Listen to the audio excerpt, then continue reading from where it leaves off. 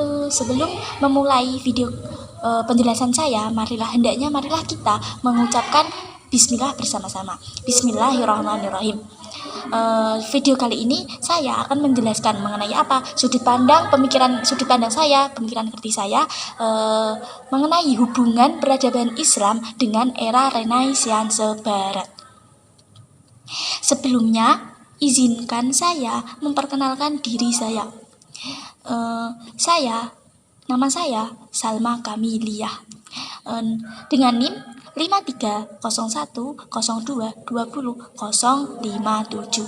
Saya berasal dari kelas SPI Sejarah Peradaban Islam kelas B, Prodi Sejarah Peradaban Islam Fakultas Usuluddin Adab dan Humaniora. Video kali ini dibuat guna memenuhi tugas UAS mata kuliah Sejarah Islam Masa Pertengahan. Saya akan menjelaskan sedikit penjelasan mengenai apa sih itu Renaissance.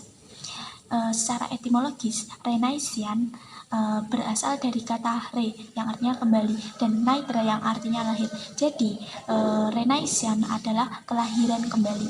Dalam konteks sejarah barat, istilah itu mengacu pada terjadinya proses transisi peradaban dari dunia Islam ke dunia barat. Kegemilangan peradaban Islam menular ke Eropa, khususnya ke Italia dan kawasan Mediterania. Melalui kontak peradaban Islam, perang salib, manusia Renaissance bisa mempelajari warisan intelektual Yunani dan Romawi dalam terjemahan bahasa Arab. Renaissance itu artinya kelahiran kembali atau lahir kembali. Maksudnya adalah mengenalnya orang-orang Eropa terhadap para peradaban Yunani dan Romawi kuno yang selama hampir lebih kurang 8 abad yang pernah tenggelam dengan jatuhnya Eropa. Pada masa kegelapan mengenal kembali pada masa identitas kegelapan peradaban masyarakat Yunani dan Romawi kuno yang sudah diluapkan oleh orang-orang Eropa sejak abad ke-5 Masehi sampai akhir abad ke-13, yang kemudian lahir dan muncul kembali abad ke-14 Masehi sampai dengan awal ke abad ke-16 Masehi, diwarnai dengan munculnya fenomena individualisme, rasionalisme, dan sekularisme yang kemudian berdampak pada munculnya perubahan seluruh aspek kehidupan masyarakat Eropa. Sebagai sebuah karakteristik umum, inilah yang disebut dengan setelah itu, apa sih hubungan Renaissance dengan peradaban Islam?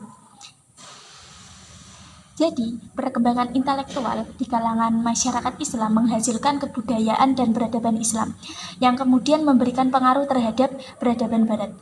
Sejak awal kemajuan Islam, orang Eropa belajar dari kaum intelektual Muslim. Universitas-universitas mempunyai peranan penting dalam penyebaran pengaruh ilmu pengetahuan terhadap dunia Barat. Pengaruh ilmu pengetahuan Islam dunia Barat itu dilakukan secara damai yang telah berlangsung sejak abad ke-12.